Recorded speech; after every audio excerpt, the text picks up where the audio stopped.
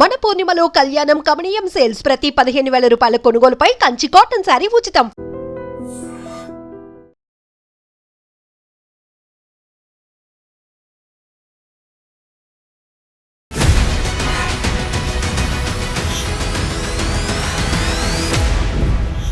మనతో పాటుగా ఉన్నారు ఎంపీ రఘునందన్ రావు.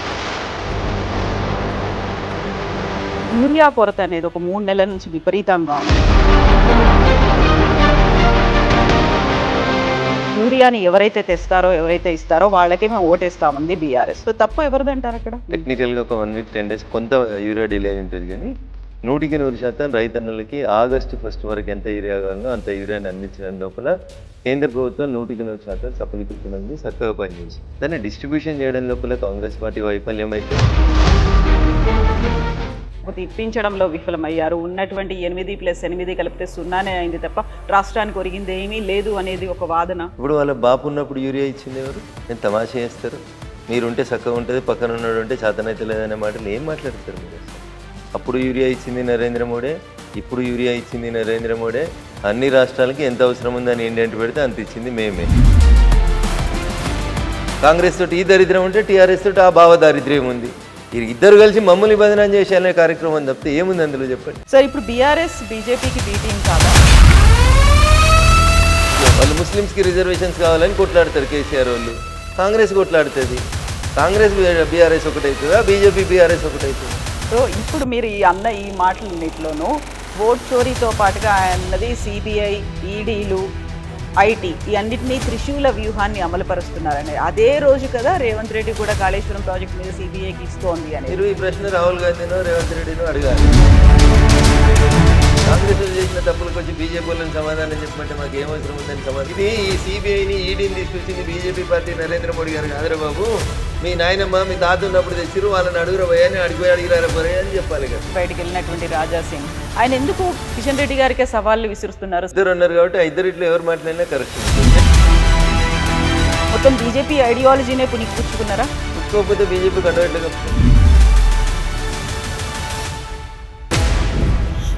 నమస్తే, welcome to I dream inside politics with కవిత.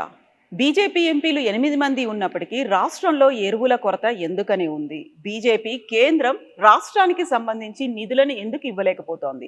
53 సార్లు సీఎం ఢిల్లీకి వెళ్ళినా ఎందుకు అపాయింట్మెంట్లు దొరకట్లేదు? రాష్ట్రానికి సంబంధించినటువంటి నిధులు ఎందుకు విడుదల కావట్లేదు? మనతో పాటుగా ఉన్నారు ఎంపీ రఘునందన్ రావు. రఘునందన్ గారు నమస్కారం అండి. సో యూరియా కొరత అనేది ఒక 3 నెలల నుంచి విపరీతంగా ఉంది. యూరియాని ఎవరైతే తెస్తారో ఎవరైతే ఇస్తారో వాళ్ళకే మేము ఓటేస్తామంది బీఆర్ఎస్ వైస్ ప్రెసిడెంట్కి సంబంధించి ఓటింగ్లో కూడా పాల్గొనలేదు. సో తప్పు ఎవరిదంటారు అక్కడ? ఓట్లు లేని వాళ్ళు ఓటేస్తామని బెదిరిస్తే ఎవరేం చేస్తారు? 4 ఎంపీలు ఉన్నారు కదా రాజ్యసభ. లోక్సభలో వాళ్ళకి ఒక్క ఎంపీ కూడా లేడు కదా కవిత గారు.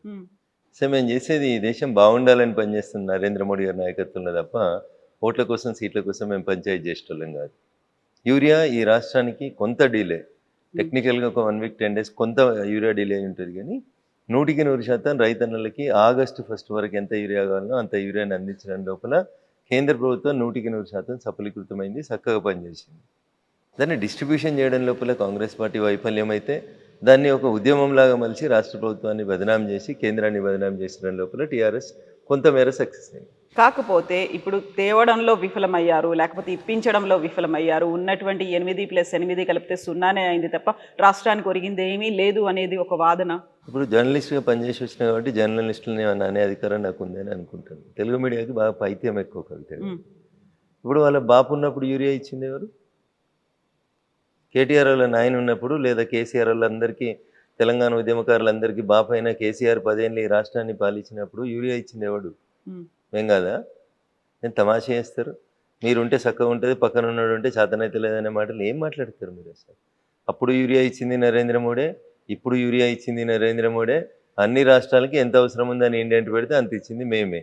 దానికి యూరియా ఇయ్యలేదు. దానికి కూడా ఆర్టిఫిషియల్గా వాళ్ళు ఒక ఉద్యమాన్ని ప్రారంభిస్తే రైతులు ప్యానిక్ గురై రోజు లైన్లో నిల్చొని ఇబ్బందులు ఎదుర్కొనేటువంటి పరిస్థితి వస్తుంది. ఇది వాళ్ళు కావాలని క్రియేట్ చేసినారు. కొంత రాష్ట్ర ప్రభుత్వం వైఫల్యం ఉంది, డిస్ట్రిబ్యూషన్ లోపల ప్రాపర్గా చేయకపోవడం. రైతులు పానిక్ కాకుండా ఎక్కడికక్కడ మంత్రులు పోయి సెంటర్లని సందర్శించి ప్రజలకి రైతులకి భరోసా ఇవ్వాల్సినటువంటి కాంగ్రెస్ మంత్రులు వైఫల్యం చెందిరు. వీళ్ళకి అడ్మినిస్ట్రేషన్ మీద పట్టు లేదు. వాళ్ళకి బురద జల్లుట్ లోపల పూర్తి పట్టు వచ్చింది. వాళ్ళు బురద జల్లుతారు, వీళ్ళు పట్టించుకుంటలేరు. ఇంతే తేడా అందులో. ఇండెంట్ వాళ్ళు పెట్టలేదా లేకుంటే ఇవ్వలేకపోయారా? ఏమైంది అక్కడ? కవిత గారు ఇట్లా భూతద్దాలు పెట్టి ఇండెంట్లు పెట్టిరా పెట్టలేదా ఏమైతే నువ్వు నెలకు సరిపోయే రేషన్ తెచ్చుకుంటావు, సడన్గా కోవిడ్ వచ్చి లాక్డౌన్ అయింది, ఏం చేస్తారు? భారతదేశానికి అనుకోకుండా ఒక యుద్ధం వచ్చింది, కొంచెం ఇబ్బందికరమైన పరిస్థితి వచ్చింది. ఉన్న దాంట్లో రైతులన్నీ కన్విన్స్ చేసి జూలై 31 దాకా రాని కొరత ఆగస్టులో ఎందుకు వచ్చింది? ఏం చేసింది రాష్ట్ర ప్రభుత్వం? ఎంత పెట్టింది ఏంటంటే ఎంత ఇచ్చిండ్రు? నేను డీడీఆర్సీ మీటింగ్లో మా జిల్లాలో పాల్గొన్నాను కాబట్టి చెప్తా ఉన్నాను. నేను మీకు జూలై లాస్ట్ వీక్లో గౌరవ మంత్రి వివేక్ గారితో కలిసి పాల్గొన్నప్పుడు నేను అడిగిన మా జిల్లా కలెక్టర్ గారిని, యూరియా మీకు సరిపోయినంత వస్తుందా వస్తలేదా, ఆగస్ట్ ఇండెంట్ సరిగా పెట్టిండ్రా పెట్టలేదా అని అడిగినాను. అది రాష్ట్ర ప్రభుత్వం చెప్పాలి. వాళ్ళు ఎంత అడిగితే అంత ఇచ్చినాం. మధ్యలో కొంత పాకిస్తాన్ తోటి యుద్ధం వల్ల ఒక 1 వీక్ 10 డేస్ కొంచెం డిస్టర్బెన్స్ అయిన మాట వాస్తవం. దాన్ని మేము అంగీకరించేందుకు చిత్తశుద్ధితోటి ఉన్నాం. కానీ టీఆర్ఎస్ ఒకటే పనిగా బురద జల్లే కార్యక్రమం పెట్టుకొని 30 మంది పేమెంట్ ఇచ్చేటువంటి జీతగాళ్ళని జర్నలిస్టులకు పెట్టుకొని ఏది పడితే అది చేస్తుంటే ఎవడేం చేస్తాడు కవిత గారు? దానికి కేసీఆర్ ఉన్నప్పుడు యూరియా అయింది, ఆ కేసీఆర్ ఇంట్లో ఫామ్ హౌస్లో తయారు చేసుకొని తెచ్చి రైతులకంతా యూరియా ఇచ్చిండా? మా బాబు ఉంటే మంచిగా వచ్చింది, వేరే ఎవడో తెలియదు, పోయిన సంవత్సరం రాలేదా మరి? ఇదే ఈసారి ఎందుకు వచ్చింది? ఆ డిఫికల్టీని గమనించకుండా రాజకీయ లబ్ధి కోసం పొద్దుగా లేతే బురద జల్లే కార్యక్రమాన్ని 30 మెడికల్ కాలేజీలు కాదు 30 యూట్యూబ్ ఛానళ్ళకి జీతం ఇవ్వాలని కేటీఆర్ అనేటువంటి జీతం ఇచ్చి చేస్తుంటే ఎవడేం చేస్తాడు దానికి కవిత గారు? ఇబ్బంది జరిగిన మాట వాస్తవం, వారం 10 రోజులు అవస్థ అయిన మాట వాస్తవం. ఆ వారం 10 రోజులు సరిగా మేనేజ్ చేసుకోవడం ఈ ప్రభుత్వానికి చేతగా లేదు అంటున్నా. ఉన్న యూరియాని రైతులకు భరోసా ఇవ్వకపోతే రెండు అవసరం ఉన్న వాళ్ళు వచ్చే పసలు కూడా దొరకదని 4 తీసుకుంటున్నారు. దీనివల్ల కొంత కొరత వచ్చింది, కొంత బ్లాక్మెయిల్ చేస్తూ ఉన్నారు, కొంత బ్లాక్ మార్కెటింగ్ చేస్తూ ఉన్నారు, డీలర్లు కొంతవరకు ఇబ్బంది పెడతా ఉన్నారు రైతుల్ని. దీన్ని కంట్రోల్ చేయాల్సినటువంటి రాష్ట్ర ప్రభుత్వం చేయలేక వైఫల్యం చెందితే ఆగో పులి అంటే ఇగో తోకని వీళ్ళు ఇక దాన్ని భూతద్దంలో పెట్టి వీళ్ళు రచ్చ చేసి రైతులంతా పానిక్ క్రియేట్ చేసే కార్యక్రమాన్ని చేస్తూ ఉన్నారు. వాళ్ళది కత్తి కాదు నెత్తి కాదు, రాష్ట్రంలో లేరు ఢిల్లీలో లేరు, అందుకని వేస్తూనే ఉన్నారు బురద. 30 యూట్యూబ్ ఛానళ్ళని పెట్టి పేమెంట్ ఆర్టిస్టులను పెట్టి నడిపిస్తూ ఉన్నారు, నటన చేస్తూ ఉన్నారు. ఎట్లయితుంది అట్లా కవిత గారు? బాధ్యత ఉండాలి, ఏదన్నా బాధ్యత ఉండాలి, భరోసా ఇవ్వాలి రాష్ట్ర ప్రభుత్వంపై. ఏసీగా ఇంత ఉంది, ఇంత స్టాక్ ఉంది, ఇంత లేదు, మీరు ఇట్లా ఉండండి అని వాళ్ళకి చెప్పుకునే పరిస్థితి లేదు రాష్ట్ర ప్రభుత్వానికి. ఒక మంత్రి పోయి ఏ జిల్లాల కలెక్టరేట్లో కూర్చొని సమీక్షించి చెప్పడు. కాంగ్రెస్ తోటి ఈ దరిద్రం ఉంటే టీఆర్ఎస్ తోటి ఆ భావ దారిద్ర్యం ఉంది. ఇద్దరు కలిసి మమ్మల్ని బదనాం చేసేయాలనే కార్యక్రమం తప్పితే ఏముంది అందులో చెప్పండి? సో వాళ్ళిద్దరు కలిసారని మీరు అంటున్నారు. మొన్న ఎన్నికల్లో ఓటేయకపోవడానికి కారణమే బీఆర్ఎస్ బీజేపీకి బీ టీంలా ఉంది కాబట్టి ఓటేయలేదని జయరాం రమేష్. బీఆర్ఎస్ అనేది ఇర్రిలెవెంట్ అవుతుంది రాష్ట్ర రాజకీయాల్లో. నేను ఈ మాట ఏదో రఘునందన్ కావాలని టీఆర్ఎస్ని తిడతాడు కాబట్టి తిట్టాలని తిడతలేడు, ఓకేనా? అరే నీ కుటుంబాన్నే కంట్రోల్ చేసుకోవడం చేతలైతే లేదు, రేపు నీ రాష్ట్రాన్ని ఏం కంట్రోల్ చేస్తావు నువ్వు? బిడ్డకి కొడుకు మధ్యలో ఆస్తుల పంపకాలలో పంచాయతీ నడుస్తూ ఉంది, దాన్ని సరి చేసుకోరి ఫస్ట్. మీరు బీఆర్ఎస్ వాళ్ళు అది ఆలోచించుకోరి ఫస్ట్. అది ఆలోచించుకోవడం చేత కాదు, అది చేయడం చేత కాదు. బావకు నాకంటే ఎక్కువ పదవులు ఇస్తారు అని మరదలు ఇల్లు చేస్తూ ఉంది. కుటుంబాన్ని చక్కదిద్దుకో, నలుగురున్న కుటుంబాన్ని చక్కదిద్దుకోలేనోడు రేపు 4 కోట్ల తెలంగాణ ప్రజల్ని చక్కదిద్దాడు, రేపు మా బాపు మళ్ళీ వస్తాడు, మేము మళ్ళీ వస్తాం, వచ్చి ఏం చేస్తారు? బిడ్డకే న్యాయం చేయలేవు, నువ్వు దేశంలో ఎవరికే న్యాయం చేస్తావు? తొలి తెలంగాణ క్యాబినెట్లో ఒక ఆడబిడ్డకు మంత్రి పదవి వేయకుండా అట్లా ఆడబిడ్డలకి అన్యాయం చేసినావు. ఆఖరికి రెండో దాంట్లో ఇప్పుడు నీ బిడ్డనే చెప్పి బయటకు వచ్చింది, మా నాయన మొత్తం సామాజిక తెలంగాణకు వ్యతిరేకం, మా నాయననే తప్పు చేసిండు అని చెప్తుంది. ఇంకేం ముఖం పెట్టుకుని వచ్చి ఓట్లు అడుగుతారు రేపు టీఆర్ఎస్ వాళ్ళు? దేనికోసం అడుగుతారు ఓట్లు? సంపాదించిన అక్రమాస్తుల్ని బిడ్డకి కొడుకు సరిగా వంచలేదని చెప్తాడా? లేకపోతే బిడ్డకి పదవి ఇవ్వక మా అల్లుడికి పదవి ఇచ్చినా అల్లుడు ఇంకోటి చేస్తున్నాడని చెప్పుకుంటాడా? ఏం చెప్తారు మీరు రేపు వచ్చి? ఏం టీఆర్ఎస్ ఏం బీఆర్ఎస్ ఏడున్నదని ఇర్రెలవెంట్ అయిన వాళ్ళ గురించి మీరేదో ముచ్చట పెడతారు మళ్ళీ నాతోటి వచ్చి. ఏమున్నది అందులో? ఏడున్నారు వాళ్ళు? ఏడున్నారు కవిత గారు? ఎందుకు లేరు మెదక్ పార్లమెంట్లో? ఏం చెప్తారు మీరు? ప్రజాస్వామ్యం కడతాం, ప్రజలు ఓట్లు వేస్తారు, మీకు ఓట్లు వేస్తే లేరు కదా, రేపు ఇంకా వేయరు మీకు. నిన్నమని ఒక జర్నలిస్ట్ కృష్ణ అనుకుంటా మిత్రుడు 10 ప్రశ్నలు సమాజం ముందు నుంచి సర్వే చేసిండు. ఏమొచ్చింది సర్వే రిపోర్టు? మాకేం కాలే, మంచిగా ఉన్నామని బింకనాలు పొంకనాలు కొట్టి పొద్దుగాల బావ ప్రెస్ పెడితే పొద్దుగుకి ట్వీట్ పెట్టుడు, గివే కదా వాళ్ళ పంచాయతీ, బావబొమ్మరుదుల పంచాయతీలే కదా. అలా ఏం చేస్తున్నారండి వాళ్ళకి? మీరు చూడు, నిజంగా నేను చాలా స్పష్టంగా చెప్పదలుచుకున్నా మీకు. ఈ 18 నెలల్లో గత ఏడాది నుంచి హరీష్ రావు గారు ఒక జిల్లాకు వస్తే దానికి పోటీ కేటీఆర్ గారు ఇంకో జిల్లాకు పోవాలి. హరీష్ రావు గారు ప్రెస్ మీట్ పెడితే కేటీఆర్ గారు ట్వీట్ పెట్టాలి, హరీష్ ట్వీట్ పెడితే కేటీఆర్ గారు ప్రెస్ మీట్ పెట్టాలి, బావ సిరిసిల్లకు పోతే మరి కరీంనగర్ పోవాలి. ఇది తప్ప వాళ్ళిద్దరి పోటీ పంచాయతీ తప్ప వాళ్ళు ప్రజలకు చేసింది ఏంది? ఏం చేసిర్రు? 10 ఏళ్ళలో మీరు చక్కదిద్దింది ఏందని? ఓ గ్రూప్ 1 పెడితే కోర్టుకు పోతుంది, గ్రూప్ 1 పోతుంది, గ్రూప్ 2 పోతుంది, గ్రూప్ 3 పోతుంది. అసలు ఎవరి కొంపల బంగారం వచ్చింది? మీ కొంపల తప్ప పక్కన కొంపల బంగారం రాలే. ఆఖరికి వచ్చిన ఆ బంగారాన్ని సరిగా వంచుతలేమనే కదా ఇలా బిడ్డి పంచాయతీ పెట్టిందంతా. దేని కొట్లాడుతున్నారు కవిత గారు వాళ్ళు? అన్నా చెల్లె దేని కొట్లాడుతున్నారు? బావమరదలు దేని కొట్లాడుతున్నారు? నేను మాట్లాడితే బీజేపీని నాకు ఏదో కేసీఆర్ మీద కోపం ఉంది, కేసీఆర్ కుటుంబం మీద కోపం ఉందని కింద మళ్ళీ పేమెంట్ బ్యాచ్లో 200లకు జీతం ఇచ్చి కామెంట్లు పెట్టిస్తుంటాడు కేటీఆర్ అనేటోడు. దుబాయ్లో సంస్థలు పెట్టుకొని సంపాదించుకున్న సొమ్ముతోటి. ఆడ కవిత అడిగిన దానికి సమాధానం చెప్పమను. మీ పతనం నాతోటే మొదలైంది, ఇంకా రేపు మొత్తం మిమ్మల్ని మొత్తం లేకుండా చేస్తాం. ఇట్లే చేస్తే మీరు ఈ పేమెంట్ బ్యాచ్లతోటి పైసలతోటి రాజకీయం చేయకూడదు దయచేసి. ప్రజలకు సేవ చేసి గెలువుండ్రి. నీ బిడ్డే నీ చెల్లె చెప్పింది కదా నాయనని మంచిగా చూసుకోమని, చూసుకో. పక్క రాష్ట్రం లేదో అయింది కదా జయలలిత గారికి, అట్లా కాకుండా చూసుకో, జాగ్రత్త పడు. రామన్న అని ప్రాధేయపడుతూ చెప్పింది కదా, పైసల పంచాయతీ కాదు, ముందు నాయనని కాపాడుకోరు. నీకు నాయనని కాపాడుకోవడం రాదు, చెల్లెని కాపాడుకోవడం రాదు, మచ్చి మా మీద ఇరుసుకపడ్డమనేది యూట్యూబ్ ఛానల్ పెట్టి పేమెంట్ బ్యాచ్లు పెడితే ఏమవుతుంది కవిత గారు? ఇప్పుడు బీఆర్ఎస్ పార్టీలోంచి అంటే అప్పుడు ఉన్నటువంటి టీఆర్ఎస్ పార్టీలోకి మీరు బయటికి రావడానికి కూడా ఒక కారణం అని చెప్పారు. అదే కారణంతోనే మీరు వచ్చిండ్రా? నేను ఏమంటున్నా, వాళ్ళ కుటుంబ పంచాయతీలో మమ్మల్ని ఎందుకు లాగుతారు? మీ పేరు చెప్పారు కదా అక్కడ. పోనీరు, చెప్పేటోళ్ళు చెప్పుకుంటేనే వాళ్ళకి ఎలా అవసరం వచ్చినప్పుడు ఇది చేసుకుంటారు. మనకెందుకు కవిత పంచాయతీ? వాళ్ళ సాగు వాళ్ళు చావనీరు. సో వచ్చినటువంటి రీజన్స్ అన్ని ఏంటనుకుంటున్నారు? ఇవన్నీ రీజన్స్ తోనే నేను నన్ను ఎందుకు బయటికి పంపిరేంది అనేది నేను బయటకు వచ్చినప్పుడు కుండ బద్దలు కొట్టినట్టు చెప్పిన. ఓకేనా? తిట్టేకాడికి తిట్టినా, శాపనార్థాలు పెట్టేకాడికి పెట్టినాం, చేసేకాడికి చేసినాం. ఇది కాదు కొట్లాడాలి వ్యతిరేకంగా నిలబడాలనుకున్నాం. ఏ నోరైతే కేసీఆర్ గొప్పోడు, తెలంగాణ గొప్పదని చెప్పిందో, తెలంగాణ తెచ్చుకుంటానికి ఆయన ఉపయోగపడతాడని చెప్పిండో అదే నోరు చెప్పింది. వచ్చిన తెలంగాణ నేను దోసుకొని పెడుతున్నాడు, మళ్ళీ ఎవరికి వస్తే వ్యతిరేకంగా కొట్లాడినేమో వాళ్ళకే ఇస్తున్నాడు అని మళ్ళీ కొట్లాడింది ఇదే రఘునందన్ రావు నోరు. మంచిని మంచి అన్నం, చెడు చెడు అంట. సార్ ఇప్పుడు బీఆర్ఎస్ బీజేపీకి బి టీం కాదా? ఈ ప్రశ్న అడిగేటువంటి రిపోర్టర్లకి మీ క్వాలిఫికేషన్ ఏందని అడగాల్సి వస్తుంది. ఒక రాజకీయ పార్టీ ఇంకొక రాజకీయ పార్టీకి బి టీం ఎందుకు అవుతుంది? ఎందుకు అవుతుంది అంటున్నా. కేసీఆర్ అనేటోడు ఇఫ్తార్ విందులు ఇస్తాడు, మేము ఇఫ్తార్ విందులలో పాల్గొంటామా?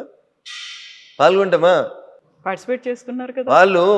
వాళ్ళు ముస్లిమ్స్కి రిజర్వేషన్స్ కావాలని కొట్లాడతారు కేసీఆర్ వాళ్ళు. కాంగ్రెస్ కొట్లాడుతుంది. కాంగ్రెస్ బీఆర్ఎస్ ఒకటవుతుందా? బీజేపీ బీఆర్ఎస్ ఒకటవుతుందా? ఎట్లా అడుగుతారు మీరు ఆ ప్రశ్నలో అంటున్నా. ఏ సిద్ధాంతంలో పోలికుంది? మాకు దేశం ఫస్ట్, మా నాయకుడు 24 గంటలలో 18 గంటలు పనిచేస్తాడు, వాళ్ళ కుటుంబం ఫస్ట్. అవునా? వాళ్ళకి 24 గంటలు ఫామ్ హౌసే ఫస్ట్, వాళ్ళకి ఆస్తులు దోసుకోవడం ఫస్ట్, మాకు ఈ దేశం కోసం చచ్చిపోవడం ఫస్ట్. ఇక వాళ్ళకి మాకు బీఫ్ టీంలు ఎట్లయితే ఏం పొంతన ఉంటుంది? ఏం పోలికుందని అడుగుతారు. బీఆర్ఎస్కి ఏం సిద్ధాంతం ఉంది? బీఆర్ఎస్ తెలంగాణ తొలి ముఖ్యమంత్రి దళితుడే, చెప్పిన మాట మర్చిపోవాలి. తెలంగాణ ఫస్ట్ క్యాబినెట్లో మహిళలు ఉండరు, ఆకాశంలో సగం ఆడబిడ్డలు ఎట్లు ఇయ్యరో అంటాడు అవసరం వచ్చినప్పుడు. మళ్ళీ ఆయన ఇలా ఆడబిడ్డలు కనబడారు. రెండో క్యాబినెట్లో బీసీలు ఉంచారు. తెలంగాణ జనాభాలో 185% బీసీలు, ఎస్సీలు, ఎస్టీలు. ఇది జూన్ 2014లో కేసీఆర్ గారు నిండు శాసనసభలో చెప్పిన మాట. ఏడిచ్చిండు మంత్రి పదవులు. 3 బీసీలకి ఇస్తే ఒక బీసీని అర్ధరాత్రి తీసి పారేసిండు. అవునా? ఏమున్నది మరి వాళ్ళకి సామాజిక న్యాయం అంటే? ఏమేదో చెప్తుంది సామాజిక న్యాయం అని మా చెల్లె కవిత. పూలే బొమ్మ పెట్టాలి అసెంబ్లీలో. అరే మీ నాయన ముఖ్యమంత్రి ఉన్న 10 ఏళ్ళు ఏడున్నావు నువ్వు? అంటున్నా. అప్పుడు ఎందుకు పెట్టలే పూలే విగ్రహం? అప్పుడు ఎంపీ నువ్వు, ఎమ్మెల్సీ ఎందుకు పెట్టలే? నాయన నేను పూలే విగ్రహం పెడతాను ఎందుకు పెట్టలే అసెంబ్లీలో? ఇలా దానికి సంతకాల సేకరణ అని ఓ రోజు కోదండరామ్ గారింటికి, ఓ రోజు లేని గద్దర్ గారింటికి, ఓ రోజు ఇంకోళ్ళ ఇంటికో ఏదో సంతకాలు చేస్తుంది. ఈ మీద ఉద్ధరిస్తున్న సమాజాన్ని అని తిరుగుతుంది. ఏం ఉద్ధరిస్తుంది? నవ్వుతురు జనాలు. 10 ఏళ్ళు పెట్టడం శాతకాలగాని ఈమె ఇలా పూలే పేరు చెప్పుకొని తిరుగుతుంది. సామాజిక తెలంగాణ అంట. మీ నాయన చేసిందే నువ్వు చేస్తూ ఉన్నావు. ఎట్లా వస్తుంది మీతోటి సామాజిక తెలంగాణ? మాతోటి వస్తుంది కవిత గారు. మేము 170 మందికి ఇచ్చినాం కేంద్ర క్యాబినెట్ లోపల. వాళ్ళు ఇయ్యలే, టీఆర్ఎస్ వాళ్ళు ఇప్పుడున్న కాంగ్రెస్ వాళ్ళు ఇయ్యలే. మీరేమో టీఆర్ఎస్ మా బీ టీం అంటాడు, బీఆర్ఎస్ ఏమో కాంగ్రెస్ బీజేపీ ఒకటి అంటాడు. ఎందుకు ఒకటైతాం అంటున్నా? మాకు ఎవరితోటి ఏమవసరం ఉందని ఒకటైతాం? మాకు ఏమవసరం వాళ్ళతోటి? మా సిద్ధాంతానికి వాళ్ళ సిద్ధాంతానికి పొత్తు ఎక్కడుంది, పొంతన ఎక్కడుంది, సారూప్యత ఎక్కడుంది? 30 ఏళ్ళు దేశాలకి అధ్యక్షులుగా వాళ్ళే ఉంటారు. ఒక పార్టీ ఉంటే ఆ పార్టీకి మొత్తం వాళ్ళే, జీవితకాలం వాళ్ళే అధ్యక్షులు, జీవితకాలం వాళ్ళే ప్రైమ్ మినిస్టర్లు ఉండాలి, వాళ్ళ కుటుంబాలే ప్రైమ్ మినిస్టర్లు ఉండాలి. వాళ్ళతో మాకు పోలికి ఎక్కడిది? టీఆర్ఎస్ వాళ్ళు అంటారు కాంగ్రెస్ బీజేపీ ఒకటి అంటారు. ఎట్లా ఒకటి అవుతుంది? ప్రతి 3 ఏళ్ళకి ఎవరున్నా సరే మేము అధ్యక్షుడిని మార్చేస్తాం, ఎంత పెద్దోళ్ళని అయినా కానీ. మ్యాక్సిమం అంటే 2వ సారి అవకాశం ఇస్తుంది మా పార్టీ. ఎట్లయితుంది కవిత గారు? ఎట్లా బీటీం అవుతుంది బీఆర్ఎస్? ఏ లెక్కన బీటీం అవుతుంది చెప్పు? ఏ సిద్ధాంతం ప్రకారం బీటీం అవుతుంది? కాంగ్రెస్ వాళ్ళది నోరా మోరా వాళ్ళు ఆలోచించుకోవాలి. రాహుల్ గాంధీ అంటాడు ఓటు చోరీ అయింది అంటాడు, ఎంపీ ఓట్లు చోరీ అయినాయి అంట. ఏం మాట్లాడతారు కవిత గారు? ఈయన ఇట్లా మాట్లాడతాడు కేటీఆర్, ఆయన అట్లా మాట్లాడతాడు. ఏం మనుషులు వీళ్ళు అసలు? ఓటు చోరీ అవుతుంది అంటే ఏంది? నువ్వు ఎవరిని అవమానిస్తున్నావు? ఎంపీలను అవమానిస్తున్నావా? నీ పార్టీ ఎంపీలను అవమానిస్తున్నావా? నీ పార్టీ ఎంపీలు ఎట్లా నువ్వు చెప్తున్నారు? వాళ్ళు ఆత్మప్రబోధానుసారం వేస్తే వేసి ఉంటారు, ఆడ విప్పలేదు కాబట్టి వేసి ఉంటారు. దానికి ఎవడు ఏం చేస్తాడు? ఇండి కూటమి ఎంపీలు వేసి ఉంటారు. నీకేంది ఉంటారు? నీకు నియంత్రణ లేదు, నీకు పార్టీ మీద నియంత్రణ లేదు, మీ ఎంపీల మీద నియంత్రణ లేదు, ఎంపీలకు నీ పార్టీ అధికారంలోకి వస్తుందనే విశ్వాసం లేదు. సో ఎవరుంటారు నీతో పాటు? ఎందుకుంటారు? పడవ మునిగిపోతుందని తెలిస్తే ఈత వచ్చిన వాళ్ళంతా పడవలకి వెళ్ళి దుంకి వెళ్ళిపోతుంటారు. కవిత గారు మునిగేదాకా ఎందుకుంటారు పడవలో? ఎప్పుడు అవకాశం వచ్చినప్పుడు అప్పుడు అటు దుంకి వెళ్ళిపోతూనే ఉంటాడు కదా. మునిగిపోయే పడవలు ఏ రాజకీయ నాయకుడు ట్రావెల్ చేస్తాడు? సో ఇప్పుడు మీరు ఈ మాటలన్నిటిలోనూ ఓట్ చోరీతో పాటుగా అన్నది సిబిఐ, ఈడీలు, ఐటీ ఈ అన్నిటినీ త్రిశూల వ్యూహాన్ని అమలుపరుస్తున్నారని అదే రోజు కదా రేవంత్ రెడ్డి కూడా కాళేశ్వరం ప్రాజెక్ట్ మీద సిబిఐకి ఇస్తోంది అని. మీరు ఈ ప్రశ్న రాహుల్ గాంధీనో రేవంత్ రెడ్డినో అడగాలి. కాంగ్రెస్ వాళ్ళు చేసిన తప్పులకు వచ్చి బీజేపీ వాళ్ళని సమాధానం చెప్పమంటే మాకు ఏం అవసరం ఉందని సమాధానం చెప్తాం. ఆ ట్వీట్ చేసినప్పుడు కింద మీరు కౌంటర్ పెట్టాలి. అరే వారి బుడ్డోడా, ఇది ఈ సిబిఐని ఈడీని తీసుకొచ్చింది బీజేపీ పార్టీ నరేంద్ర మోడీ గారు కాదురా బాబు, మీ నాయనమ్మ మీ తాత ఉన్నప్పుడు తెచ్చిరు, వాళ్ళని అడుగురా పోయాని అడిగిపోయి అడిగిరారా పోయా అని చెప్పాలి. గట్లా ఏది ఎప్పుడు వచ్చిందో తెలియని వాళ్ళు మాట్లాడితే ఆ నిమిషానికి ఎవడో పక్క నుండి ట్వీట్ చేస్తాడు. ఆఫీసులో బ్యాక్ బెంచీల్లో ఫ్రంట్ బెంచీల్లో కూర్చున్నాడు, అంతేగా నేను చదివి ట్వీట్ చేస్తాడా? మరి ఇప్పుడు కాళేశ్వరం ప్రాజెక్టులో సిబిఐ అంటే ఏమవుతుంది అనుకుంటున్నారు మీరు? నాకు తెలియదు, అది ఇచ్చిరో అయ్యలేదో ఏమవుతుందో కాలం నిర్ణయిస్తుంది, చూద్దాం. అది మధ్యలో కోర్టుకు పోయినట్టుంది కదా, కొద్దిగా ఓపిక ఉందా. సామాజిక న్యాయం, బీసీలకి 42% రిజర్వేషన్లు, ఇదేమవుతుంది? ఎక్కడి దాకా వెళ్తుంది? మేము ఇస్తున్నాం కదా, మాకు అవకాశం ఉన్న ప్రతి చోట మేము ఇస్తున్నాం. కాంగ్రెస్ లాగా ముస్లిమ్స్తో కలిపి ఇచ్చేటువంటి ఆలోచన మాకు లేదు. మేము డాక్టర్ బిఆర్ అంబేద్కర్ గారు రాసిన రాజ్యాంగాన్ని ఫాలో అవుతాం. డాక్టర్ బిఆర్ అంబేద్కర్ గారు రాసిన రాజ్యాంగంలో ఎస్సీలకి ఎస్టీలకి రిజర్వేషన్లు ఇవ్వమన్నారు, కానీ మైనార్టీలకు రిజర్వేషన్లు ఇవ్వమని చెప్పలేదు. అయినా కవిత గారు బిలో 10 ఉంటే మైనార్టీస్ అవుతారు, మోర్ దెన్ 10 అయినాక వాళ్ళు మైనార్టీస్ అయింది, వాళ్ళకి మైనార్టీ రిజర్వేషన్ అయింది, వాళ్ళని తెచ్చి బీసీ రిజర్వేషన్లో పెట్టేటువంటి తెలివి తక్కువ పని అయింది. ఎట్టి పరిస్థితుల్లో కూడా వాళ్ళకి రిజర్వేషన్స్ ఇవ్వం మేము. సో దీనికి చట్టబద్ధత వస్తుంది అనుకుంటారా? రాదు. కోర్టుకు వెళ్తారా? ఏమైనా పోని, వాళ్ళు ఎడికైనా పోని, కోర్టు ఏం చెప్తుంది? భారత రాజ్యాంగాన్ని దాటిపోయి పనిచేయమని చెప్తుందా? రాజ్యాంగం ఫ్రేమ్ ఎంతుంటే గంతలనే పనిచేయమని చెప్తుంది. రాజ్యాంగబద్ధమైనటువంటి విషయాల్ని రాజ్యాంగబద్ధంగానే పరిష్కరించమని చెప్తుంది. రాజ్యాంగం లిమిట్ని దాటి పనిచేయమని ఎవరెట్లా చెప్తారు కవిత గారు? ఇప్పుడు 42% రిజర్వేషన్ ఇయ్యనంత వరకు స్థానిక సంస్థల ఎన్నికలు రావు. వాళ్ళకి ఎన్నికలు పెట్టే ధైర్యం లేక వాళ్ళ మాట మాట్లాడితే నేనేం చేస్తాను? గెలిచి నీకు ఇలా 18 నెలలు 20 నెలలు అవుతుంది, ఇవాళ దాకా ఎలక్షన్స్ పెడతలేరు మీరు. ఇప్పుడు బీజేపీని బదనాం చేసినందుకు కుట్రా, బీజేపీ 42% రిజర్వేషన్లు ఇస్తలేదు కాబట్టి మేము ఎలక్షన్లు పెడతలేమని కుట్రా. రిజర్వేషన్ ఎంత ఉండేది? ముందు ఎన్నికలు అయితే పెట్టి సార్, ఊర్లలో ఊడ్చడానికి జీతాలు లేక ఏడుస్తున్నారు, సర్పంచులు లేక సగం ఊర్లు ఇబ్బంది పడతా ఉన్నాయి, ముందు ఎలక్షన్లు పెట్టుర్రి. దానికైతే పార్టీ గుర్తుండదు కదా. గెలిచిన వాళ్ళంతా మా కాంగ్రెస్ వాళ్ళనే కండువ కప్పుకో, ఎవడొద్దంటాడు తర్వాత నిన్ను. ఎలక్షన్లు పెట్టన్నా అంటున్నాం మేము. నువ్వు 42% వాళ్ళకే ఇచ్చేసి పెట్టుకో. 42%లో 10% ముస్లింలకు ఇవ్వడం వల్ల హైదరాబాద్ లాంటి సిటీ లోపల మీరు 150 కార్పొరేటర్లు ఉంటే దాంట్లో వాళ్ళు 10-15 మంది వాళ్ళే వచ్చేస్తున్నారు. ముస్లిం మైనార్టీలు బీసీ కోటా కింద వస్తూ ఉన్నారు. దీన్ని మేము వ్యతిరేకిస్తూ ఉన్నాం. సో ఇప్పుడు మీరు కిషన్ రెడ్డి గారి గురించి చెప్పారు, ఆ అధ్యక్షుడి గురించి మాట్లాడిన తర్వాత వెరీ రీసెంట్గా బీజేపీ నుంచి బయటకు వెళ్ళినటువంటి రాజా సింగ్, ఆయన ఎందుకు కిషన్ రెడ్డి గారికే సవాళ్ళు విసురుస్తున్నారు, ఛాలెంజ్లు చేస్తున్నారు, మన ఇద్దరం పోటీ పడదాం, రాజీనామాలు చేసి రమ్మని? సో మీరు ఇద్దరు అన్నారు కాబట్టి ఆ ఇద్దరిట్లో ఎవరు మాట్లాడినా కరెక్ట్గా ఉంటుంది. నేను మూడో వ్యక్తిగా బయట నుంచి చూస్తుంటే నాకు సరిగ్గా కాకుండా అది బీజేపీ పార్టీయే కదా, మాకు కనిపించట్లేదు, మాకు అర్థం కావట్లేదు. అందుకే నేను అదే చెప్తా ఉన్నా మీకు. కిషన్ రెడ్డి గారు మాట్లాడినా బాగుంటుంది, లేదా ఆ ప్రశ్నకు సమాధానం రాజా సింగ్ గారు చెప్పినా బాగుంటుంది. మధ్యలో నేను థర్డ్ పర్సన్ అయితే కదా కవిత గారు, నేను మాట్లాడడం బాగుంది. సరే, మీరు ఇప్పుడు పొంతన పోలిక సిద్ధాంతాలు ఎక్కడున్నాయి అనుకుంటే, బయట నుంచి వచ్చినటువంటి వాళ్ళందరికీ కూడా డిఫరెంట్ ఐడియాలజీలు సిద్ధాంతాలు ఉన్నాయి. వాళ్ళందరూ బీజేపీలోకి వచ్చిన తర్వాత మొత్తం బీజేపీ ఐడియాలజీనే పుచ్చుకున్నారా? పుచ్చుకోకపోతే బీజేపీ కండువ ఎట్లా కప్పుకుంటారు? ఇప్పుడు ప్రస్తుతం నేనేం చెప్తున్నా మీకు, కండువ కప్పుకున్న మరుక్షణం నీకు నచ్చితేనే కండువ కప్పుకుంటావు. మీరు ఎందుకో కండువ ఒప్పుకుంటలేరు. మీరు మా ఇంటికి వచ్చి ఇప్పుడు నేను బలవంతంగా మీకు ఏమైనా కండువ వేస్తున్నానా? వేయను కదా. మీరు మా సిద్ధాంతాలు నచ్చి, మా నాయకత్వం నచ్చి వచ్చి జాయిన్ అవుతున్న వాళ్ళు పాత సిద్ధాంతాలను ఇంకా మోస్తా అంటే మా పార్టీ ఎందుకు ఊకుంటుంది? కాకుండా గ్రూపులు ఎందుకు కనిపిస్తున్నాయి? చాలా గ్రూపులు కనిపిస్తున్నాయి. గతంలో కరీంనగర్ కి సంబంధించి బండి సంజయ్ కావచ్చు, ఈటెల రాజేందర్ ఒకరి మీద ఒకరు మాట్లాడుకున్నటువంటి పరిస్థితి ఉంది. బండి సంజయ్ గారు మాట్లాడిన మాటలలో ఎక్కడ ఈటెల రాజేందర్ గారి పేరు రాలేదు. ఈటెల రాజేందర్ గారు మాట్లాడిన ఎక్కడ కూడా బండి సంజయ్ గారి పేరు రాలేదు. మీడియా అదే చెప్తున్నది, తెలుగు మీడియాకి ఉత్సాహం ఎక్కువ, నారద ముని వారసులం అనుకొని అట్లే అదే పంచాయతీని కొనసాగి తెలుగు మీడియానే ఇట్లుంది దురదృష్టం. కాకపోతే కేంద్రంలో ఎందుకు గోడీ మీడియా అనేది కూడా అట్లనే వస్తుంది. కేవలం మోదీ భజన మాత్రమే చేస్తున్నారు వాళ్ళు అనేది. మోడీ భజన చేస్తుంటే ఓటు చోరీ అవుతుందని పాదయాత్ర చేస్తుంటే రోజు టీవీలలో పేపర్లలో ఎట్లా వస్తుంది? మోడీ మీడియా అయితే రాహుల్ గాంధీ బొమ్మలు ఎట్లా కనబడుతున్నాయి? ఓటు చోరీ చేసిండని రాహుల్ గాంధీ మాట్లాడితే టీవీలలో ప్లేట్ బ్రేకింగ్లు ఎట్లా వస్తాయి? రావు కదా. మోడీ మీడియా అయితే రాహుల్ గాంధీ అనే పేరే రాదు కదా టీవీలలో. ఇంకో మేము group కూడా స్వేచ్ఛ ఉంటది కదా. ఇచ్చినాం కాబట్టి మీరు ఏదైనా మాట్లాడుతున్నారు. మేము ఉన్నట్టు మాట్లాడుతున్నాం కాబట్టి మీకు బాధ అనిపిస్తుంది. మేము నిజంగా నియంతృత్వం పోతే మీరు ఏడ మాట్లాడతారు? ఉమ్. అంత మోడీ మీడియా అయితే వేరే పేర్లు ఎందుకు కనబడతాయి ఈ దేశం లోపల? We are free. మేము మళ్ళీ చెప్తా ఉన్నాం, బిఆర్ అంబేద్కర్ గారు రాసిన రాజ్యాంగం ప్రకారమే అందరినీ పనిచేసుకోమని అడుగుతున్నాం. దాన్ని మీరు ఎక్కువ ఫాయిదా ఉటాయిస్తున్నారు, అయినా మేము మౌనంగా భరిస్తా ఉన్నాం. ఓకే, సో ఇప్పుడు తెలంగాణ బీజేపీలో ఏం జరుగుతుంది అంటే ప్రశాంతంగా కొత్త అధ్యక్షుడు రామచంద్రరావు గారి నాయకత్వంలో భారతీయ జనతా పార్టీ కార్యక్రమాలన్నీ బాగా చేసుకుంటూ ముందుకు సాగుతుంది. కాకపోతే రాజా సింగ్ ఇప్పటికి కూడా కిషన్ రెడ్డి కావాలనే తన ప్రెషర్ని అప్లై చేస్తూ ఉన్నారు, చేయాల్సిన పని చేసుకొని.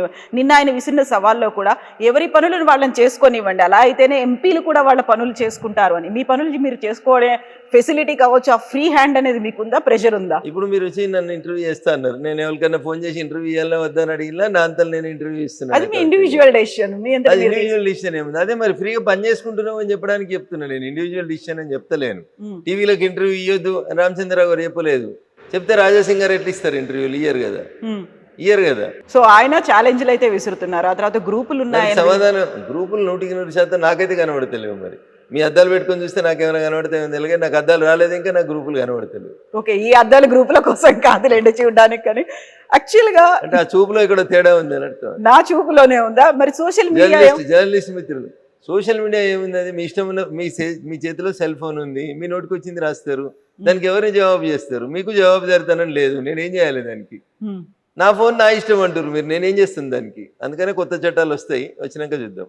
ఎప్పుడు వస్తున్నాయి? ఏం చట్టాలు అవి? సమయం సందర్భాన్ని బట్టి తీసుకొస్తాం. సో నియంత్రించే చట్టాలా, గ్యాగ్ ఆర్డర్స్ లాంటివి వస్తున్నాయి? ఏం చెప్తా ఉన్నా, నేను చట్టాలు తీసుకొస్తామని చెప్పినాం, నియంత్రిస్తామని చెప్పలేదు. నేను ఏం చట్టాలు తెస్తారంటే, మీరు నా ఇంట్లో పైసలు ఉన్నాయి, నేను 10 మందికి సరిపోయి భోజనం వండుతాను, ఒకళ్ళే తింటారు, 9 మంది భోజనం రోడ్డు మీద వారేస్తా అంటే ఏస్ అది ఆపాలి అని చెప్తాం. అది నియంత్రించే చట్టం అవుతుందా? నోరున్నది కదా, ఎవరిని పడితే వాళ్ళని రెగ్యులేషన్ అనేది అవుతుంది. రెగ్యులేషన్ తెస్తాం, ఫుడ్ రెగ్యులేటరీ యాక్ట్ తెస్తాం. మీరు హోటల్కి పోతారు, 10 మందికి సరిపోయి టిఫిన్ ఆర్డర్ ఇస్తారు, మీకు నచ్చినాయి 2 ఇడ్లీలు తిని మిగతా అంతా బయట వారే అంటే బయట ఫుడ్ లేకుండా చచ్చిపోతున్న జనం కోసం ఆలోచించమని మేము అంటాం. అది మీకు నియంత్రణలా కనబడుతుంది. నా డబ్బులు నా ఇష్టం అంటే ఎట్లా ఒప్పుకుంటారు?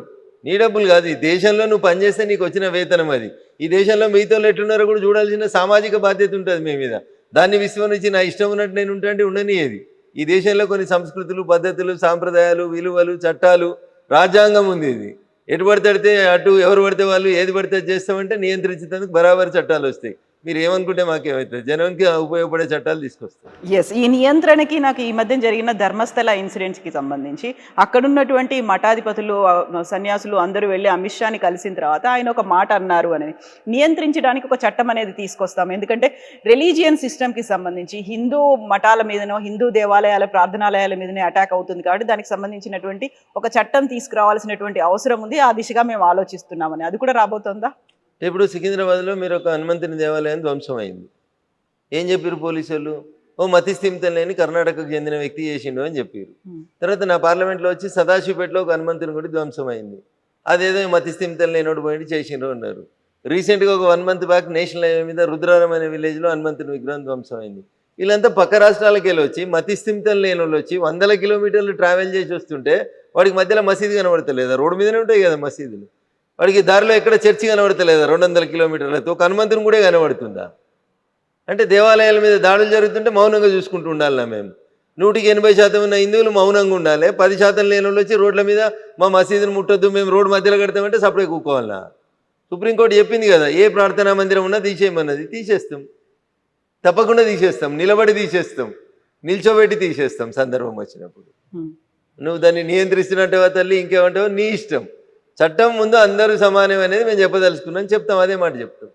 సో ఇక్కడ నుంచి సీఎం కేంద్రానికి 53 సార్లు వెళ్ళాడు. కాకపోతే కేంద్ర ప్రభుత్వం తరఫున రావాల్సినటువంటి హామీలు కావచ్చు, విభజనకు సంబంధించినటువంటి ఇప్పటికీ అమలు జరగలేదు అనే దాంతో పాటుగా బడ్జెట్ కేటాయింపులు అనేవి. కవిత గారు, నేను అందుకని తెలుగు మీడియాకు పైత్యం అని చెప్పిన. 53 సార్లు పోయినప్పుడు ఎన్నిసార్లు మోడీ గారిని కలిసిరు, ఎన్నిసార్లు కేంద్ర మంత్రులను కలిసిరు? మీ దగ్గర లిస్ట్ ఉందా? లేదు. పేపర్ కటింగ్లు ఉన్నాయా? తీసుకురారు. ఒక 15 రోజుల తర్వాత మళ్ళీ కలుద్దాం కవిత గారు. నేను ఓపెన్గా ఛాలెంజ్ చేస్తున్నా. 53 సార్లు వచ్చిండు కదా ఆయన. కాంగ్రెస్ పార్టీ పెద్దలను కలవడానికి ఎన్నిసార్లు వచ్చిండు ఢిల్లీకి? భారతీయ జనతా పార్టీ నాయకత్వంలోని ఎన్డీఏ ప్రభుత్వ పెద్దలను కలవడానికి ఎన్నిసార్లు వచ్చిండు? కాంగ్రెస్ వాళ్ళు ఎన్నిసార్లు అపాయింట్మెంట్ ఇచ్చారు? ప్రభుత్వ పెద్దలు ఎన్నిసార్లు అపాయింట్మెంట్ ఇచ్చారు? తీరు మీ 53 అపాయింట్మెంట్లు డేట్లు దిగిరి. నేను ఇంట్లో లేను, ఇంట్లో ఉంటే నా దగ్గర ఫైల్ ఉంది, ఏ రోజు వచ్చిండు, ఏ రోజు ఎంతమందిని కలిసిండు అనేది నేను ఇస్తాను మీకు లిస్టు. వచ్చిన ప్రతిసారి మేము ఇచ్చినాం. ఆఖరికి నీకు రాహుల్ గాంధీ నీకు ఇవ్వలేదు టైం, మేము ఇచ్చినాం, మా ప్రధానమంత్రి గారు ఇచ్చిర్రు, ఈ దేశ ప్రధానమంత్రి గారు ఇచ్చిర్రు. ఎట్లా కవిత గారికి ఇట్లా అంటే బురద తల్లితే ఎట్లా? పైత్యమైన పదం ఎందుకు అంటే గిందుకనే 53 సార్లలో నువ్వు 10-15 సార్లు నీ పార్టీ పని కోసమే పోయినావు, దానికి కూడా కేంద్రానికి పోయినా అని చెప్తావు. ఫండ్స్ ఇచ్చే విధానం, అరే మీ యూపీఏ ప్రభుత్వం అధికారంలో ఉన్నప్పుడు రేవంత్ రెడ్డి గారు కాంగ్రెస్ పెద్దలారా యూపీఏ 1 యూపీఏ 2 హయాంలో మీరు 32% ఫండ్స్ని డివల్యూషన్ ఆఫ్ ఫండ్స్ అని ఒక చట్టం ఉంటుంది, దాని ప్రకారం డెవల్యూషన్ ఆఫ్ ఫండ్స్ ప్రకారం కేంద్రానికి ఎన్ని రావాలి, రాష్ట్రాలకు ఎన్ని రావాలని ఫండ్స్ పంచుతారు. 32% పంచేటోళ్ళు మీరు. ఆక్స్ఫర్డ్లో చదువుకొని ప్రపంచంలో గొప్ప ఆర్థికవేత్త అన్న మన్మోహన్ సింగ్ గారు ఈ దేశాన్ని పాలించిన 10 ఏళ్లలో కేంద్రం నుంచి రాష్ట్రాలకు వచ్చిన నిధులు 32% అయితే భారత ప్రభుత్వం నరేంద్ర మోడీ గారు ప్రధానమంత్రి అయిన మే 2014 నుంచి ఇప్పటిదాకా మేము ఇస్తున్న నిధులు ఎవరు అడగకముందు మేము పెంచింది 42% పెంచినాం. కవిత గారు మీకు ఎందుకు కనబడతలేవు? అందుకనే మళ్ళీసారి ఎల్వి ప్రసాద్ పోయి కళ్ళు మళ్ళీ మంచి చెక్ చేసుకోరని చెప్తున్నాం. మీరు 53 సార్లు వచ్చింది మా కోసం కాదు, డివల్యూషన్ ఆఫ్ ఫండ్స్ రాసింది మేం కాదు, భారత రాజ్యాంగంలో ఫండ్స్ పంపిణీ ఎట్లా జరగాలని చెప్తే గట్లే చేస్తూ ఉన్నాం. గతంలో ఉన్నటువంటి కాంగ్రెస్ ప్రభుత్వం వచ్చే కంటే ముందు, అంటే నరేంద్ర మోడీ గారు అధికారంలోకి వచ్చే కంటే ముందు 32% రాష్ట్రాలకు నిధులు ఇస్తే మేము అధికారంలోకి వచ్చినాక 42% నిధులు ఇస్తామని ఇస్తున్నాం. ఎందుకు? 10 ఏళ్ళు ముఖ్యమంత్రిగా చేసిరు కాబట్టి, మోడీ గారికి ముఖ్యమంత్రుల కష్టాలు తెలుసు కాబట్టి రాష్ట్రాలకు ఇచ్చే డబ్బుల్ని పెంచిండు కదా. మీరు ఏ ఊరికైనా పోయి ఈ రాష్ట్రం కాదు ఏ రాష్ట్రానికైనా పోయి చూడు, ఆ రాష్ట్రంలో రోడ్లు ఎవరైనా ఎత్తురు అంటే ఒక్కటే ఒక నేషనల్ హైవే డిపార్ట్మెంట్ వేస్తుంది, భారత ప్రభుత్వం వేస్తుంది. రైల్వే 4 లక్షల కోట్ల రూపాయలు ఖర్చు పెట్టి రైల్వేలు ఎక్స్పాన్షన్ అవుతున్నాయి, బ్రాడ్ గేజ్లు అవుతున్నాయి, ఆర్ఓబీలు ఆర్యూబీలు metre గేజ్లు broad గేజ్లు అవుడు, Vande Bharat ఎక్స్ప్రెస్లు. Secunderabad railway station పోయి చూడు కవితమ్మ, శంషాబాద్ ఎయిర్పోర్ట్ తోటి పోటీ పడేటట్టుంది. అది గవి కనబడాయి మనకి. కేంద్రం పైసలు ఇస్తలేదు. ఎవరు ఇస్తుర్రు? చెర్లపల్లికి పోయి చూడు, 1000 కోట్లు పెట్టి కట్టినాం రైల్వే టెర్మినల్, ఎట్లుందో చూడు ఒకసారి. దేశంలో ఎప్పుడో స్వతంత్రం కంటే ముందు కట్టిన రైల్వే స్టేషన్లు. తెలంగాణలో 42 రైల్వే స్టేషన్ల రూపురేఖలు ఎట్లా మారినాయో చూడు. ఇప్పుడు రైల్వే స్టేషన్లలో ఎస్కలేటర్లు వచ్చినాయి. కవిత గారు మీరు ఎప్పుడైనా రైలు ఎక్కితే తెలుస్తుంది. పోయి సికింద్రాబాద్ రైల్వే స్టేషన్ చూడుర్రి, చెర్లపల్లి రైల్వే స్టేషన్ చూడుర్రి. అరే నిన్ననో మొన్ననో పేపర్లో రాసుకుంటున్నాడు రేవంత్ రెడ్డి, ఫ్యూచర్ సిటీకి వెళ్ళి అమరావతి దాకా రోడ్ ఎత్తాడట 12 లైన్లు. పైసలు ఎవరు ఇస్తున్నారు కవిత గారు? మేమే ఇస్తున్నాం. కోమటిరెడ్డి వెంకటరెడ్డి గారు చెప్తారు, హైదరాబాద్ టు విజయవాడ మేము 8 లైన్ల రోడ్డు చేస్తున్నాం. పైసలు ఎవరు ఇస్తారు? గ్రీన్ఫీల్డ్ ఎక్స్ప్రెస్ హైవే భారత ప్రభుత్వం నరేంద్ర మోడీ గారు ఇస్తారు. సూర్యాపేటకి వెళ్ళి ఖమ్మం పోవాలంటే ఇంతకుముందు 3 గంటలు పడుతుండే కవిత గారు, ఇప్పుడు గంట కూడా పట్టది. ఎవరు ఇచ్చిరు నేషనల్ హైవే? భారత ప్రభుత్వం నరేంద్ర మోడీ గారి నాయకత్వంలో ఇచ్చింది. ఏం మాట్లాడతారు కవిత గారు? పైసలు వస్తా లేకపోతే మీరు ఒక్కసారి గట్ల పోరి, ఇంకా మేడ్చల్కి వెళ్ళి కొంపల్లికి వెళ్ళి అత్వెల్లి గట్ సైడ్ పోయి రండి. రోడ్డుకి నరకం కనబడుతుంది రోడ్డు మీద. ఇలా 6 లైన్స్ రోడ్ వేసి 1200 కోట్లు ఇచ్చి పని చేపిస్తా ఉన్నాం. నా పార్లమెంట్ కాన్స్టిట్యున్సీ ప్రారంభమయ్యే బిహెచ్ఎల్ దగ్గరికి రండి. బిహెచ్ఎల్ చౌరస్తాలో సిగ్నల్ పడితే గంట ఏడ్చుకుంటా నిల్చుంటారు జనాలు. ఇప్పుడు 5 నిమిషాల లోపల బిహెచ్ఎల్ చౌరస్తా పారైపోతారు. సుమారు 200 కోట్లతోటి ఫ్లైఓవర్ కట్టినాం, నేషనల్ హైవే మీద కట్టినాం. మియాపూర్ చౌరస్తా నుంచి సంగారెడ్డి చౌరస్తా దాకా 6 లైన్స్ రోడ్ వేస్తా ఉన్నాం. నేషనల్ హైవేస్ నడుస్తున్నాయి. మీరు ఏదైనా కూరుకోయి స్టేట్ హైవేస్ చూసినా పోరు ఎట్లుందో చెప్తా నేను. మీరే కంపేర్ చేసి చూడు state highways and national highways, ఎవరి పనితీరు ఎట్లుందో తెలుస్తుంది. ముఖం మంచి లేక దెబ్బలు కొడితే ఎట్లా తల్లి? ఇప్పుడు ఇవన్నీ చెప్తున్నటువంటి రఘునందన్ రావు ఇన్ని రకాలుగా మాట్లాడుతుంటే ఎందుకని బయట మాట్లాడట్లేదు మీరు? ఎందుకు వీటి వినిదా? ఇది బయట కాకపోతే ఇంట్లో మాట్లాడుకుంటున్నాం. ఇంటర్వ్యూలో మాట్లాడేది కదా, ప్రపంచం అంతా చూస్తుంది కదా. ఇంటర్వ్యూలో ప్రతి మీటింగ్ ఇప్పుడు నాతో పాటు మీరు సిద్దిపేటకి రండి. కొద్దిసేపు అయిన తర్వాత నేను జిఎస్టీ మీద అవగాహన సదస్సు పెడుతున్నా. నిన్న పెట్టిన గజ్వేల్లో, మొన్న పెట్టిన మెదక్లో గంటన్నర వర్తక వాణిజ్య వ్యాపార అడ్వకేట్లు, డాక్టర్లు, కిరాణా దుకాణాలు, సిమెంట్ దుకాణాలు, హార్డ్వేర్ దుకాణాలు అందరినీ కూర్చోబెట్టి 2 గంటలు వస్తున్న కవిత గారు. జనానికి బయట మాట్లాడకపోతే ఇంట్లో మాట్లాడుతున్నాడు. కాకపోతే చేసినటువంటి పథకాలు కేంద్రం అయితే ఏమేవైతే తీసుకొచ్చిందో ప్రాజెక్టులు, వీటన్నిటి గురించి చెప్పాల్సినటువంటి బీజేపీ ఎంపీలు ఆ స్థాయిలో చెప్పలేకపోతున్నారు కదా అనేది. రోజు పొద్దున్నే సాయంత్రం దాకా నా ఫేస్బుక్ ఓపెన్ చేసి చూడు, రోజు ఎన్ని గంటలు అరుస్తా ఉన్నా, ఎన్ని గంటలు చెప్తా ఉన్నా. పాల మీద పైసలు తగ్గించినాం, పాల మీద తగ్గించినాం, ఉప్పు మీద తగ్గించినాం, మందుల మీద తగ్గించినాం, మీరు తిరిగే స్కూటీ మీద తగ్గించినాం, మీ సార్ తిరిగే కారు మీద తగ్గించినాం, దేని మీద తగ్గియలేదు. ఆఖరికి హెల్త్ ఇన్సూరెన్స్ మీద 0 చేసినాం. జిఎస్టీ తగ్గించి మీ ఇంటికి నెలకు 15,000 రూపాయలు ఖర్చు తగ్గించినాం. దాని గురించి మాట్లాడారు ఎందుకు కవిత గారు? మేం చెప్పకపోతే ఎవరు చెప్తా ఉన్నారు? ప్రతి పేదోడికి లాభం జరుగుతుంది జిఎస్టీ వల్ల. 12 లక్షలు ట్యాక్స్ ఎగ్జంప్షన్ ఇచ్చినాం కదా మీకు. ఎవరు ఇచ్చిర్రు? నరేంద్ర మోడీ గారి నాయకత్వంలో నిర్మలా సీతారామన్ ఆర్థిక మంత్రి ఇచ్చిర్రు. మరి మీరు ప్రపంచం మెచ్చిన గొప్ప ఆర్థికవేత్త కదా, మీ హయాంలో ఇన్కమ్ ట్యాక్స్ ఎగ్జంప్షన్ ఎంత ఉండే? కాంగ్రెస్ హయాంలో 10 ఏళ్ళు మీరు కూడా పాలిచ్చిర్రు కదా. ఏమైంది? అయితే నేను అనేది కేవలం రఘునందన్ రావే ఎందుకు మాట్లాడుతున్నాడు, మిగిలిన ఎంపీలు కావచ్చు, ఎమ్మెల్యేలు కావచ్చు, ఇక్కడ ఉన్నటువంటి లీడర్లు ఇవన్నీ ఎందుకు మాట్లాడలేకపోతున్నారు, ఎందుకని చెప్పట్లేదు? ఎవరు చెప్తలేదు. ఎవరి నియోజకవర్గాల వాళ్ళ మేము తిరిగి చెప్పుకుంటున్నాం. ఎవరి పని వాళ్ళు చేస్తూనే ఉంటారు. చేతుల పని చేతులు వేస్తాయి, కాళ్ళ పనులు కాళ్ళే చేస్తాయి. అందరూ మాట్లాడారు కవిత గారు. కొందరు మాట్లాడతారు, కొందరు పని చేస్తారు, కొందరు ఇంకొక పని చేస్తారు. దేవుడు ఎవరికి ఏది ఇస్తే ఆ శక్తి ప్రకారం పని చేసుకుంటూ పోతారు కదా కవిత గారు. ఎస్. సో అందరూ పని చేయలేరు, కొంతమంది మాట్లాడతారు, కొంతమంది పని చేస్తారు. వెరీ రీసెంట్గా బీజేపీకి సంబంధించి ఒక నిర్ణయం తీసుకుంటున్నట్టున్నారు. 10 ఏళ్ల నుంచి ఎవరైతే పదవుల్లో ఉన్నారో వాళ్ళకి పార్టీ వైపు, పార్టీలో బాగా పనిచేస్తున్న వాళ్ళని పదవుల వైపు అనేది. రఘునందన్ రావుకి కేంద్ర మంత్రి వస్తుందా? నేను పని చేస్తాను కదా ఎంపీ. అదే అంటున్నా, నేను పార్టీలో ఇక్కడ పని చేస్తున్నారు కాబట్టి కేంద్ర మంత్రిగా వస్తుందా? పార్టీగా పనిచేస్తలే, నేను ఎంపీగా పనిచేస్తామన్నా. పార్టీ అవకాశం ఇచ్చింది, ఎంపీగా గెలిచిన. అరే 20 లక్షల మంది జనానికి పొద్దుగలైతే సావుకోసలు ఉన్నది వర్షాలతోటి. రోడ్డు తెగిపోతున్నాయి, మోరీలు తెగిపోతున్నాయి, జ్వరాలు వస్తున్నాయి, రకరకాలైనటువంటి సమస్యలు వస్తూ ఉన్నాయి. అన్ని సమస్యల్ని అడ్రస్ చేసేందుకు పని చేస్తూనే ఉన్నా కదా. 24/7 నేను కూడా చూడరు మీరు ఒకసారి. నేను అందుకనే చెప్పిన మీకు, నేను చెప్తే నాది నేను గొప్పగా కనబడుతుంది. నా ఫేస్బుక్ పేజ్ ఓపెన్ చేస్తే తెలుస్తుంది, నేను ఎన్ని గంటలు ఇంట్లో ఉన్నా, ఎన్ని గంటలు బయట ఉన్నా తెలుస్తుంది. నిన్న పొద్దుల జిన్నారంలో ఉన్నా, సంగారెడ్డి జిల్లాలో ఉన్నా. నిన్న సాయంత్రం వచ్చేసరికి నేను మళ్ళీ గజ్వేల్కి పోయినా, సిద్దిపేట జిల్లాకు పోయినా. ఎంతమందిని కలిసినా, ఎన్ని సంఘాలను కలిసినా, జిఎస్టీ గురించి ఎంత ఎక్స్ప్లెయిన్ చేస్తున్నాం. సేవా పక్వాడా నరేంద్ర మోడీ గారు 75వ జన్మదినాన్ని పురస్కరించుకొని ఏమేం చేయాలి, 17 సెప్టెంబర్ నుంచి అక్టోబర్ 2 దాకా కంఠశోష పెట్టుకొని చెప్తా ఉన్నారు మా ఎంపీలు. కాలుకు బల్పం కట్టకుండా తిరుగుతున్నారు మా ఎమ్మెల్యేలు అంతా కాన్స్టిట్యున్సీలలో. అందుకే అంటున్నా నేను, మంత్రి పదవి వస్తుందా అని అడుగుతున్నాను. ఏం మంత్రి పదవి? నాకు మంత్రి పదవి ఈడేందుకు వస్తుంది? కేంద్రంలో అని అడుగుతున్నాను. కేంద్రంలో ఇప్పుడు ఏం ఎక్స్పాన్షన్ లేదు కదా తల్లి.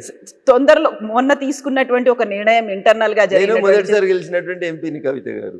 నాకంటే చాలా మంది సీనియర్లు ఉన్నారు, 3 సార్లు గెలిచిన వాళ్ళు, 4 సార్లు గెలిచిన. ఎఫిషియన్సీ ఎవరి దగ్గర అవుతుందో, ఎవరైతే క్రమశిక్షణ కలిగినటువంటి కార్యకర్తగా పార్టీ ఏం పని చేయమంటే ఆ పని చేస్తాను. పార్టీ పిలిచి అది ఏం చేయమంటుందో ఆ పనికి నేను కట్టుబడి ఉంటాను. రేపు పిలిచి మంత్రి పదవి ఇస్తే ఇంకా వేగంగా పనిచేస్తాం, ఇంకో పదవి ఇస్తే ఇంకా పని చేస్తాం. లేదు ఇప్పుడు ఉన్నదానికి న్యాయం చేయమంటే చేస్తాం, న్యాయమే చేస్తాం. సో డిమాండ్లు ఏమి ఉండవా రఘునందన్ రావు? ఏమీ ఉండవు, సైలెంట్ గా వర్క్ చేసుకుంటూ పని చేసుకుంటూ పోతుంటే వద్దంటే వస్తాయి కవిత గారు. పని చేయని వాళ్ళకి రావు ఏం కానీ. నేను పని నమ్ముకున్నాని పని చేసుకుంటూ పోతూ ఉంటాను. శివుడు ఆజ్ఞ లేకపోతే చీమ గారు అది నన్ను వస్తున్న దేవుడు ఏదో రాసి పంపించి ఉంటాడు, దాని ప్రకారం నడుస్తూనే ఉంటుంది journey. Neither you can change my life or I can change your life. Exactly. So ఇప్పుడు జిహెచ్ఎంసీ ఎలక్షన్స్ కి సంబంధించి అవుతాయి అంటారా? ఎప్పుడుండే ఛాన్సెస్ ఉంటాయి? జూబ్లీ హిల్సే కాలేదు, జిహెచ్ఎంసీ దాకా ఎందుకు పోతారు కవిత గారు? పొద్దుగా లేచి ఛాయ్ తాగురు, అప్పుడే బిర్యానీ ఎట్లా తింటారు? బిర్యానీ సాయంత్రం దాకా ఎప్పుడైనా తినవచ్చు, ముందు ఛాయ్ తాగురు. జూబ్లీ హిల్స్ కానీ జూబ్లీ హిల్స్ అయినాక జిహెచ్ఎంసీ పెట్టాలన్నా వద్దా? ఇప్పుడు సర్పంచ్ పెట్టిండు కదా, ఎంపీటీసీ పెట్టిండు కదా, మున్సిపాలిటీ పెట్టిండు కదా, అట్లా జిహెచ్ఎంసీ పెట్టడా చూద్దాం. జూబ్లీ హిల్స్ ది ఎట్లా ఉండబోతుంది ఏమనుకుంటున్నారు మీరు? 100% భారతీయ జనతా పార్టీ అభ్యర్థి గెలుస్తాడు. ఎవరుంటారు? పార్టీ ఎవరిని నిర్ణయిస్తే వాళ్ళు ఉంటారు. ఓకే, దెన్ వాట్ అబౌట్ ఆ 10 గారు కూడా దరఖాస్తు చేసుకోవచ్చు. ఇంకా జాయిన్ అవ్వలేదు, అవ్వకుండా జాయిన్ పెట్టుకోవచ్చు దరఖాస్తు. ఓకే, జిఎస్టీ మీద అంత గొప్పగా మాకు సాయం చేసింది కాబట్టి నేను ఒక పేదింటి ఆడబిడ్డను నేను పోటీ చేస్తాను, మీరు వచ్చి కూడా పెట్టుకుంటే పరిశీలిస్తాం, అట్లా ఎవరైనా రావచ్చు. ఓకే, సో ఇప్పుడు 10 మంది ఫిరాయింపు ఎమ్మెల్యేలకు సంబంధించి ఏమవుతుందని అనుకుంటున్నారు వాళ్ళు? ఇంకా బీఆర్ ఏం కాదు, ఏం జరగదా? అది ఏమైతుంది తల్లి? సుప్రీంకోర్టు చెప్పింది స్పీకర్ని నిర్ణయం తీసుకోమన్నది. 3 నెలల్లో నిర్ణయం తీసుకోండి, చర్యలు తీసుకోండి అంది. 3 నెలల్లో తీసుకోండి అని చెప్పలేదు, తీసుకుంటారని ఆశిస్తున్నాం అన్నది.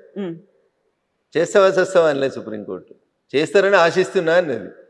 ఆశించడాన్ని ఇప్పుడు వాళ్ళు ఒక ఆదేశం ఇచ్చిర్రు, ఈయన పాటిస్తాడు, 3 నెలల్లో వింటాడు. ఒక్క ఎమ్మెల్యే కూడా పార్టీ మారలేదనే రాసిచ్చిర్రు, దాని మీద నిర్ణయం ఇస్తాడు, అయిపోయి అంతే. వాళ్ళు ఆదేశించారు, ఈయన చించుతాడు, అంతే. ఏముంటుంది తల్లి అందులో? ఇంకంతకు మించి ఏం జరగదు. నాకున్న పరిజ్ఞానం మేరకు అంతకంటే ఎక్కువ ఏమవుతుంది కవిత? సరే, ఇప్పుడు మనం ధర్మస్థల ఇప్పుడు వాళ్ళు ఇష్యూస్ చెప్పినారు కదా, ఎమ్మెల్యేస్ అంతా రాసిన రాతపూర్వకమైన సమాధానంలో మేము పార్టీ మారలేదు, మేము ముఖ్యమంత్రి గారిని పనుల కోసం అని పోయి కలిస్తే ఆయన జాతీయ జెండా ఉన్నటువంటి 3 రంగులు కప్పిండు, అది కాంగ్రెస్ కండువ కాదు, అలా చేయి గుర్తు లేదు అన్నాడు, అయిపోయాయి. దేరెంటిసా పంచాయతీ, ఇంకేం పడైంది? సో ఆన్సర్ బానే ఉందా? సఫిషియంట్ గానే ఉంది అంటే తెలుగు కల వకీళ్ళు రాసిచ్చారు దానికి సమాధానం. గట్లా ఉండాలి కదా తెలుగు కల వకీళ్ళు కూడా. అంటేనే తెలుగు కలవాడు కదా, క్లయింట్ కాపాడుకునేటోడు వకీలు కదా, కలిసి వచ్చేట్టుగా ఉన్నది వాళ్ళకి. అంటే అడ్వాంటేజ్ ఏంటంటే అక్కడ పార్టీ కండువా, జాతీయ జెండా ఉన్న కండువా 2 దాదాపు ఒకే రకంగా ఉంటాయి కాబట్టి అది వాళ్ళు డిఫెన్స్ తీసుకోవడానికి కలిసి వచ్చినట్టు కనబడ్డది. ఇప్పుడు అలా బండ్ల కృష్ణమోహన్ రెడ్డి గారు అని ఒక ఎమ్మెల్యే ఉన్నారు, గద్వాల ఎమ్మెల్యే గారు, మీకు గుర్తుండాలి. ఆయన ఒకసారి ఒక పోలీస్ స్టేషన్లో పోయి కంప్లైంట్ పెట్టిండు, గుర్తుందా కవిత గారు? ఏమని పెట్టిండు? కాంగ్రెస్ వాళ్ళు వాళ్ళ ఫ్లెక్సీలో నా బొమ్మ పెడుతుర్రని ఆయన ఎఫ్ఐఆర్ చేయించిండు. అంటే దాని అర్థమైంది కవిత గారు? ఏం చెప్పు నాకు తెలియక అడుగుతున్నా. కాంగ్రెస్ వాళ్ళ ఫ్లెక్సీల్లో ఈయన ఉన్నాడు అంటే కాంగ్రెస్ కాంగ్రెస్ పార్టీ వాళ్ళు వాళ్ళ ఫ్లెక్సీలలో నా బొమ్మ పెట్టుకున్నారు, తప్పుగా నా బొమ్మను పెట్టి ప్రచారం చేస్తున్నారని ఎమ్మెల్యే పోయి పోలీస్ స్టేషన్లో కంప్లైంట్ రిజిస్టర్ చేయించి వచ్చిండు. ఆయన కాంగ్రెస్లో ఉంటే కేసు ఎందుకు రిజిస్టర్ చేపిస్తాడు?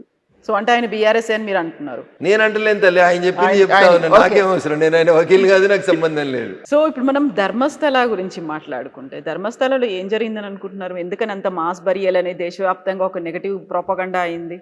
మన పక్కన ఉన్నటువంటి పొరుగు దేశాలను మీరు గమనిస్తూ ఉన్నారు. లెఫ్ట్ వింగ్కి సంబంధించినటువంటి మేధావులన్నీ కలిసి దేశాలను అస్థిరం చేసి చిన్న భిన్నం చేసి పార్లమెంట్లను తగలబెట్టించి ప్రైమ్ మినిస్టర్లు ఇళ్ళని తగలబెట్టించి అంత నానా న్యూసెన్స్ ఎవరు చేస్తూ ఉన్నారంటే ఈ విచ్చలవిడితనానికి అలవాటు పడ్డటువంటి లెఫ్ట్ వింగ్కి అనుబంధంగా పనిచేసేటువంటి వ్యక్తులు, ద సోకాల్డ్ మేధావులు. ఎవడో పైసలు ఇస్తే వీడు ఆ మేత తిని ఏమంటారు ఆవు గడ్డి తిని పెండబెట్టినట్టు చేసేటువంటి మూర్ఖులు వీళ్ళంతా. ఆ దేశంలో ఉండి ఆ దేశాన్ని పతనాలు కోరుకుంటున్నారు. శ్రీలంకలో 3 ఏళ్ల కింద అదే అవుతుంది, 2 ఏళ్ల కింద బంగ్లాదేశ్లో అవుతుంది, 4 రోజుల కింద పక్క నుండి ఇంకో దేశంలో జరుగుతుంది. ఎందుకు జరుగుతున్నాయి ఇవన్నీ? ఎందుకు జరుగుతున్నాయి? ఎవరి వల్ల జరుగుతున్నాయి? ప్రజాస్వామ్యంలో ఒక పద్ధతి ఉంటుంది. ఎలక్షన్లకి ఓటుకి మీకు నచ్చని నాయకుడు ఉంటే ఎలక్షన్లో దించడానికి ఒక అవకాశం ఉంటుంది. ఏంది పంచాయతీలన్నీ? ఎందుకు జరుగుతున్నాయి ఇవన్నీ ఒకసారి ఆలోచించరు మీరు. దయచేసి ఆలోచిస్తే ప్రజలకు అర్థమవుతుంది. హిందూ మతం మీద బురద జల్లతందుకు జరుగుతున్నటువంటి కుట్రలు కుతంత్రాలు కాకుండా ధర్మస్థలంలో ఏం జరుగుతుంది? కేరళ ఎంపీ వైపు ఏళ్ళు ఎందుకు పోతా ఉన్నాయి? ఎవరా కేరళ ఎంపీ? ఆయనకి ధర్మస్థలకి ఏం సంబంధం? ఆయన ఏ మతం మీద దాడి చేస్తూ ఉన్నాడు? ఆయన ఏ మతాన్ని పాటిస్తూ ఉన్నాడు? ఒకసారి ఆలోచించరు దయచేసి.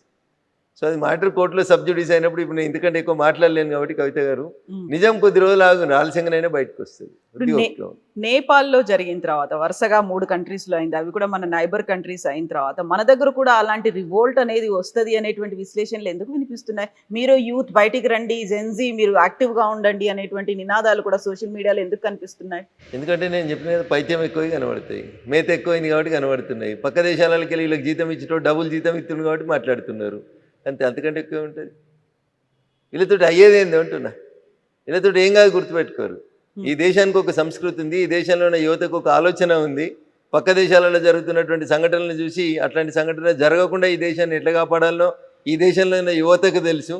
కాబట్టి పట్టుమని 10 మంది పేమెంట్ తీసుకునేటువంటి పేమెంట్ ఆర్టిస్టుల కోసం ఈ దేశ యువత ఏదో చేస్తారని అనుకోవడం వాళ్ళ మూర్ఖత్వం. సో ఇప్పుడు బీజేపీ రాష్ట్రంలో ఎప్పుడు అధికారంలోకి వస్తుంది అనుకో? వచ్చే ఎన్నికలు ఎప్పుడు వస్తే అప్పుడు వస్తాయి. ఇమ్మీడియట్గా దానికి తగ్గట్టుగా కంప్లీట్ సమాయత్తమైనరా? ప్రజలు ఓట్లేసి ఒక పార్టీని అధికారంలోకి తేవాలని నిర్ణయించుకున్న తర్వాత కవిత గారు 1983లో ఎన్టీ రామారావు తెలుగుదేశం పార్టీ పెట్టినప్పుడు ఏముండే కవిత గారు? అప్పుడు ఏముండే తల్లి చెప్పు? 9 నెలల్లో పార్టీ పెట్టి అధికారంలోకి తీసుకొచ్చారు. Bharatiya Janata Party is a party with difference. సిద్ధాంతం కోసం, కమిట్మెంట్ కోసం అనేక మంది కార్యకర్తలు చచ్చిపోతూ సంవత్సరాల తరబడి నుంచి ఎత్తిన జెండా కోసం కొట్లాడుతున్నటువంటి కమిట్మెంట్ ఉన్న కార్యకర్తలు ఉన్న పార్టీ భారతీయ జనతా పార్టీ. దీనికి సన్నద్ధం ఏముంది కవిత గారు? ప్రజలు ఓట్లేయాలనుకోవాలి. 10 సంవత్సరాల టీఆర్ఎస్ పాలన చూసారు. 5 ఏళ్ళు ఉంటుందో లేదో నాకు తెలియదు కానీ 5 ఏళ్ళ కాంగ్రెస్ పాలన చూస్తారు. ఇక అప్పుడు ఎవరికి ఓటేయాలనుకుంటారు ప్రజలు? ఇద్దరిని చూసిన తర్వాత క్వైట్ న్యాచురల్గా థర్డ్ ఆప్షన్ మేమే కనబడతాం, మాకే ఓట్లేస్తారు. ఎప్పుడు ఎన్నికలు వచ్చినా నేను చర్చ మొదలుపెట్టినప్పుడు అర్ధగంట తిట్టిన వాళ్ళని. అన్నకి చెల్లెకి లేదు, బావకి మరదలకి లేదు, తండ్రికి బిడ్డ మీద కంట్రోల్ లేదు, గాళ్ళకి ఎందుకు ఓటేస్తారు కవిత గారు? కాకుండా జనాలు మళ్ళీ కేసీఆరే రావాలని కోరుకుంటున్నారు, పూజలు చేస్తున్నారు, దేవాలయాల దగ్గర కూడా వాళ్లే కనిపిస్తున్నారు అనేది ఇదంతా ఆర్టిఫిషియల్ మూవ్మెంట్ని పైసలు ఇచ్చి నడిపిస్తారు అని చెప్తా ఉన్నాను. 100% ఆర్టిఫిషియల్ మూవ్మెంట్. వచ్చే ఎన్నికల వరకు టీఆర్ఎస్ ఏమవుతుంది ఎట్లుంటుంది అనేది ఒకసారి చూద్దాం, కొద్దిగా వెయిట్ అండ్ సీ. ఇంకా 3 ఏళ్ళు ఉంది కాబట్టి ఓపిక ఉండండి కవిత గారు, ఎందుకు తొందరపడి. సో పార్టీని విచ్ఛిన్నం చేసే కుట్ర జరుగుతోంది, హస్తగతం చేసుకునే కుట్ర. మాకేం అవసరం? తనన్న మాటలు చెప్తున్నారు, కవిత అన్న మాటలు. కవిత అడుగురు సమాధానం. కుటుంబాన్ని విచ్ఛిన్నం చేశారు, పార్టీని హస్తగతం చేసుకోవాలనే కుట్ర జరుగుతోంది చెప్పింది కదా కవిత. హస్తగతం చేసుకోవాలనుకుంటున్నా ఉంటుంది. హస్తం పార్టీలో అడుగురు ప్రశ్న, నన్ను కాదు అడగాల్సి. సో ఇంటర్నల్ గా జరగదా అది? బయట నుంచి అవుతుంది ఎక్స్టర్నల్ గా? ఇంటర్నల్గా ఏముంటుంది కాబట్టి పార్టీ వాళ్ళు ఉన్న 3 అనుకున్న తర్వాత 4 బెనిఫిట్ అవుతుంది. గట్లా పిట్టపోరు ఏదో పిల్లి తీర్చింది అన్నట్టు ఉంటుంది పంచాయతీ. ఇప్పుడు వాళ్ళ పంచాయతీ అంతా గట్లే ఉంటుంది. ఇప్పుడు కవిత అనేటువంటి ఎపిసోడ్ వచ్చిన తర్వాత ఏం జరిగిందని జర్నలిస్ట్ మిత్రుడు కృష్ణ అడిగిన ప్రశ్నలకు సమాధానం చెప్పారు, జనం చెప్పారు. కవితను సస్పెండ్ చేస్తారా చేయరా ఏమనుకున్నారు మీరంటే అది ఊహించిందే అన్నారు. 90% ప్రజలు చెప్పారు. కవిత ఇంపాక్ట్ ఏమైనా ఉంటుందా బయటకు పోతే ఉండదంటే 46% మంది ఉంటుంది అని చెప్పారు. ఇక 46% మంది ఉంటుందంటే 1% ఓట్లతోటి పార్టీలు గెలిచి ఓడిపోయి జరిగే ఈ దేశం లోపల కవిత గారు 46% మంది జనం మీద ఇంపాక్ట్ ఉంటుంది కవిత మీద తీసుకున్న నిర్ణయం అంటే టీఆర్ఎస్ ఎక్కడ ఉంటుంది ఒకసారి ఆలోచించు. కాకుంటే 3 ఏళ్ల కాలం ఉంది కదా, ఇప్పుడు ఆ ఇంపాక్ట్ ఉంది అనిపిస్తుందేమో. 3 ఏళ్లలో అదే కంటిన్యూ అవుతుంది అంటారా? 3 ఏళ్లలో ఈ పార్టీ 3 ముక్కలు కాదని ఎవరు మీరు గ్యారంటీ ఇస్తారా? ఇలా చెల్లెపోయింది రేపు బాగోవడానికి గ్యారంటీ ఇస్తారా? రేపు గౌరవనీయులు సంతోష్రావు గారు బయటకు వరని గ్యారంటీ ఇస్తారా? అంతా శ్రీమంతులే అయినారు కదా, అందరి దగ్గర 1000 కోట్లు అయిపోయినాయి కదా. ఎవరైనా బయటకోవచ్చు, ఎవరైనా కొత్త పార్టీ పెట్టుకోవచ్చు, ఎవరైనా ఏదైనా చేసుకోవచ్చు, ఏముంటుంది. సో ఇప్పుడు మళ్ళీ బీజేపీ వచ్చే పరిస్థితులు ఉన్నాయంటారా? మీరు చెప్పినట్టుగా అప్పుడు ఎన్టీఆర్ పార్టీ స్థాపించినప్పుడు 9 నెలల్లోనే అధికారంలోకి అంటే అలాంటి పరిస్థితి ఇప్పుడు ఉందా? అంతకంటే ఎక్కువ ఘోరమైన పరిస్థితి ఉంది. ప్రజలు కాంగ్రెస్ని అంతకంటే ఎక్కువ ద్వేషిస్తారు, టీఆర్ఎస్ పట్ల అంతకంటే ఎక్కువ కోపంగా ఉన్నారు ప్రజలు. భారతీయ జనతా పార్టీ ఒకటి ఆల్టర్నేట్ కనబడుతుంది, ఎన్నికలు ఎప్పుడు వస్తాయని ఎదురు చూస్తారు.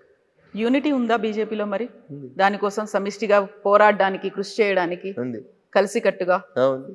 100% ఉంది తల్లి. అందరం కలిసే ఉన్నాం, కలిసి కట్టుకునే ఉన్నాం, కలిసి కొట్లాడతాం, కలిసే అధికారంలోకి వస్తాం. కాకపోతే ఎవరికి వాళ్ళు ఇండివిజువల్ గా మాట్లాడుతున్నారు, ఎవరికి వాళ్ళు సెపరేట్ గా. ఇప్పుడు కవిత మా ఇంటికి వచ్చి ఇంటర్వ్యూ చేస్తే రఘునందన్ రావు సమాధానం చెప్తారు, కానీ రాజేందర్ గారు బండి సంజయ్ గారు ఎట్లా చెప్తారు తల్లి? దీన్ని కూడా ఇండివిజువల్ గా మాట్లాడుతారు. మీరు రేపు పొద్దున బండి సంజయ్ గారు ఇంటర్వ్యూ చేయరు, ఆయన కూడా మాట్లాడతాడు. అరవింద్ గారు ఇంటర్వ్యూలు చేయడం వేరు, పబ్లిక్ గా మీడియా ముందు మాట్లాడడం వేరు ఉంటది. కార్యకర్తల సమావేశాల్లో మీడియా ముందు రోజు ఏం మాట్లాడతారు? కార్యకర్తల సమావేశం అంతటి జరుగుతున్నాయి, దేశంలో అందరు ఎంపీలు పనిచేస్తారు. ఒక్కసారి నా 3 రోజులు వెనక పోయి చూడరాదు, 3 రోజుల నుంచి నేనేం పని చేసినా కనబడుతుంది కదా తల్లి. ఎందుకంటే ఊరికి అనుమానం పెట్టుకొని ఇబ్బంది పడతావు మనసులో.